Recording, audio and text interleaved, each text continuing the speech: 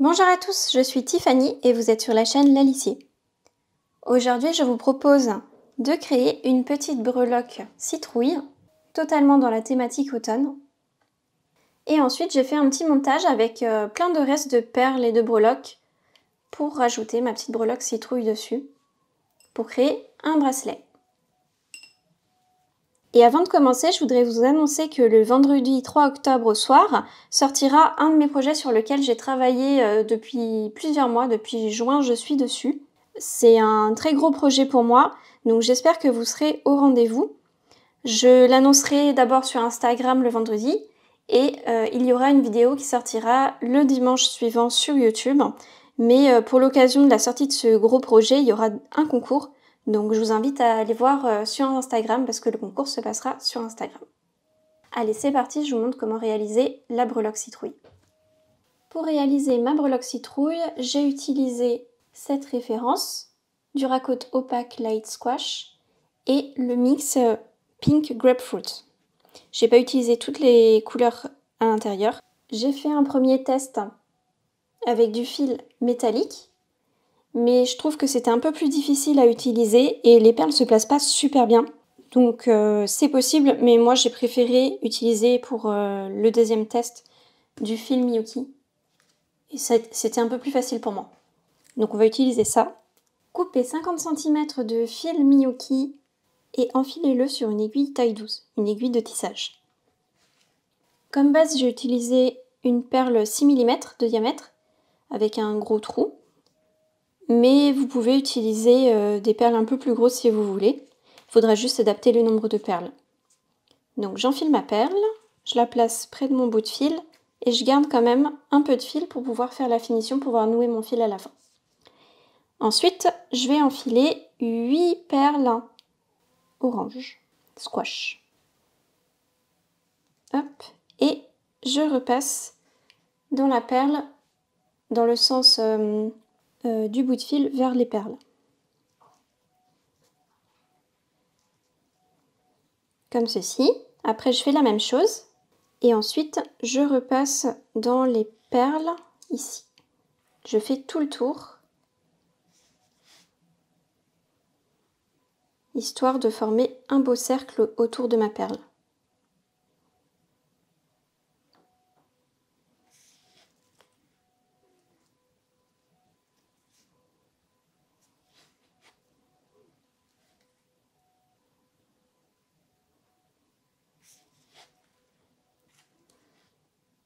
Et une fois que je fais le tour, je repasse à travers mon trou de perles.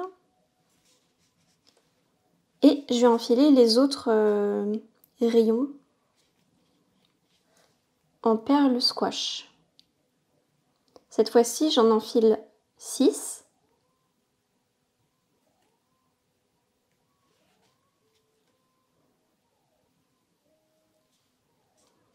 Et je continue, je passe de nouveau dans le trou.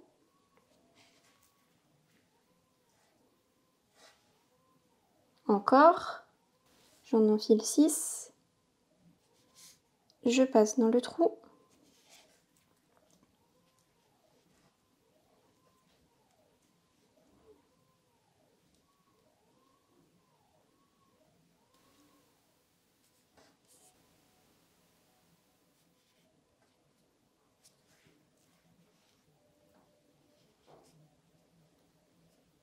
Et voilà, et maintenant, je vais placer entre chacun de ces rayons, en perles squash, des perles d'une autre couleur. Donc ici, j'avais alterné deux couleurs, une couleur un petit peu pastel nacré et une couleur transparente un petit peu, Silverline.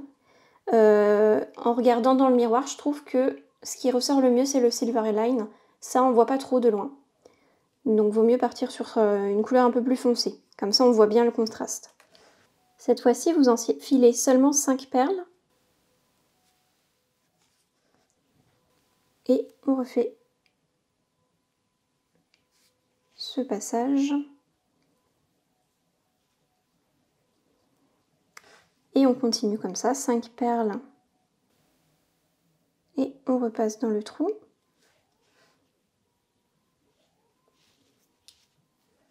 Et là, on essaye de placer à chaque fois le rayon entre deux rayons squash.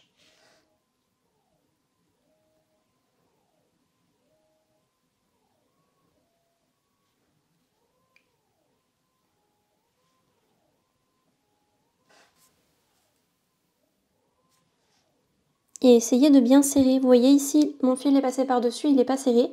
Donc on le passe bien entre des perles et je serre.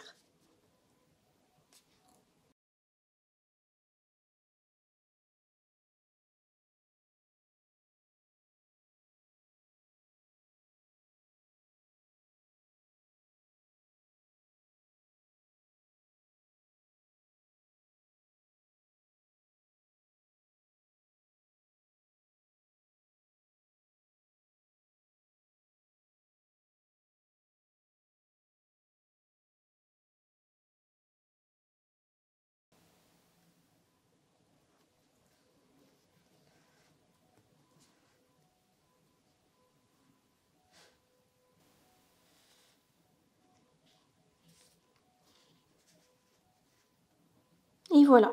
Et si vous voulez vraiment resserrer, vous pouvez rajouter encore 3 ou 4 perles orange à un endroit. Moi je vais le faire. Ça va pas faire égal partout, mais ça va bien resserrer les perles. Donc j'enfile 4 perles.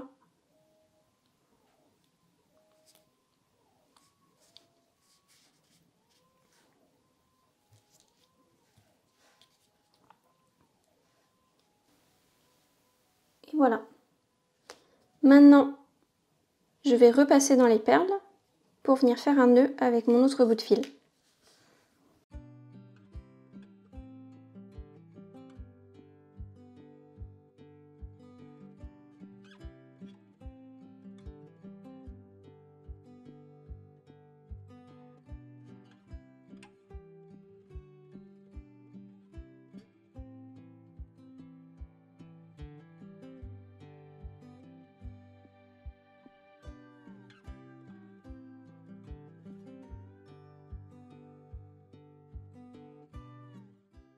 Et si vous avez l'habitude de ce genre de création, vous savez qu'il ne faut jamais couper le fil près du nœud. Donc on va aller placer les bouts de fil un peu plus loin avant de les couper.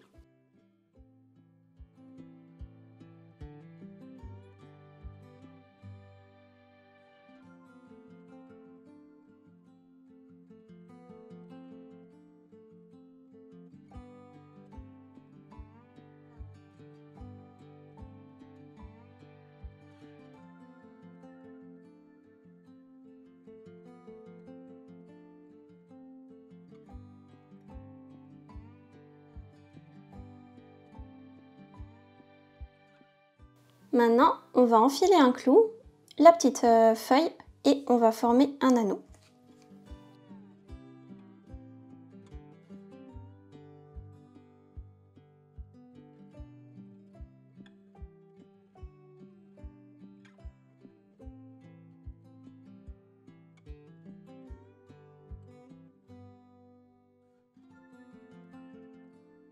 Je forme un angle droit avec mon clou à la sortie de la perle et je coupe à 8 mm de l'angle. Ensuite, avec une pince ronde, j'attrape mon bout de fil et je tourne ma pince pour former une boucle.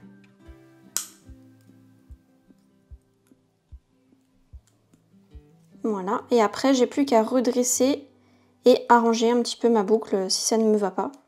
Je peux la réouvrir et la refermer jusqu'à ce que j'ai quelque chose qui me convienne. Maintenant qu'on a fini la breloque, on va passer au montage du bracelet. Pour ça, je vais utiliser du fil 0,5 mm de diamètre. C'est du fil de pêche. Vous pouvez aussi prendre du fil câblé.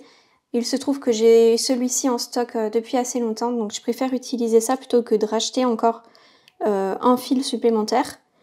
C'est vrai que le fil câblé, c'est un peu plus solide, mais là, on est quand même sur une grosse épaisseur, donc je pense que ça va le faire. Je vais couper, je pense que 25 cm, ça va être amplement suffisant. Il faut couper un peu plus, quoi, parce qu'on va repasser le fil dans les perles des deux côtés. Donc, il faut garder environ 2-3 cm en plus de chaque côté. Pour la fixation, pour attacher mon fil, je vais utiliser une nouveauté que j'ai découvert sur Perle & Co. Je vais le tester pour la première fois. C'est un genre de petite perle à écraser, encore une fois, hein, mais qui remplace les perles à écraser classiques. Ça avait l'air un peu plus simple à utiliser que des perles à écraser. Donc on va voir si ça fonctionne sur ce type de fil. Et si ça casse pas mon bracelet, on va bien voir. Ensuite, je place un anneau fermé qui me servira d'attache et aussi de l'autre côté de fixation pour mon mousqueton. Parce que quand on utilise un anneau ouvert, il y a des possibilités que ça s'écarte et que le fil sorte, donc que le bracelet lâche. Là, c'est impossible. Donc je repasse mon fil dans la petite perle. Si ça veut bien, oui, c'est très juste, mais ça veut bien. Voilà. Comme je vous ai dit, je fais dépasser mon fil d'environ 2 cm et je vais aplatir le petit bout qui ressort ici. Et normalement, ça va bloquer mon fil. Ou bien ça va le casser. On va voir. Peut-être que mon fil est trop épais pour ce type de fixation. Alors déjà, c'est très très difficile à aplatir. J'ai l'impression que ça s'est un peu enfoncé. Mais je ne saurais pas vous dire si... Je pense que c'est parce que mon fil est quand même très épais.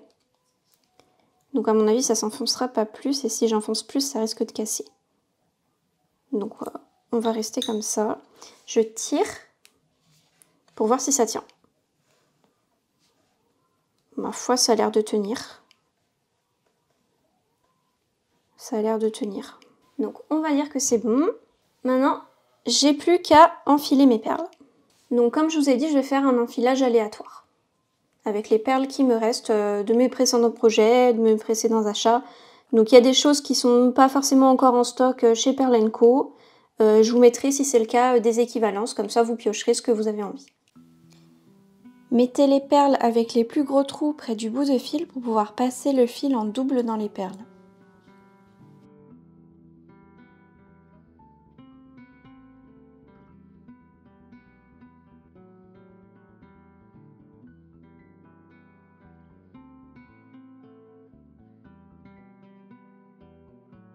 Pour l'instant, j'ai fait ça. Et comme vous voyez, j'ai accroché ma breloque citrouille sur un anneau qui est un petit peu décoratif.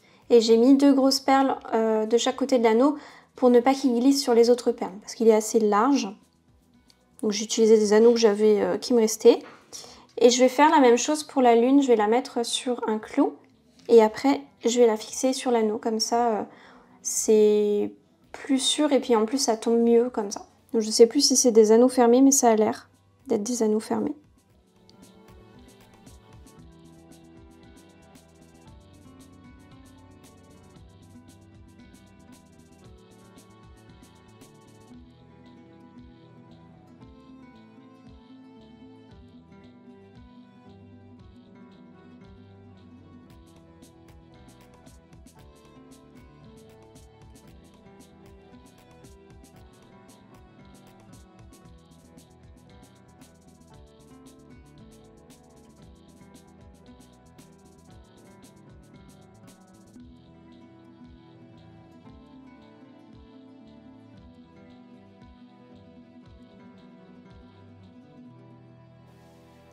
Une fois que le bracelet est assez long qu'il ne serre pas le poignet, on peut enfiler la perle, la genre de perle à écraser, un anneau fermé et on refait la même finition. Je repasse dans la perle à écraser et dans mes perles. Et après, j'aplatis la perle à écraser.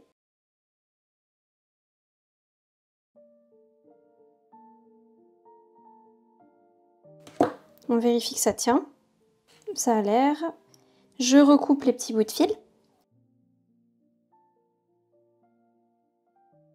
Et maintenant, je vais fixer mon fermoir. J'ai pris un gros fermoir à ressort comme ça.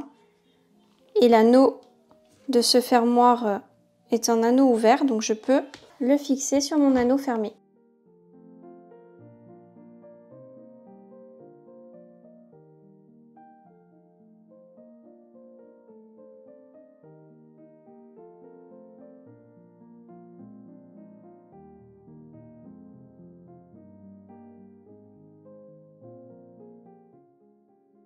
voilà le résultat.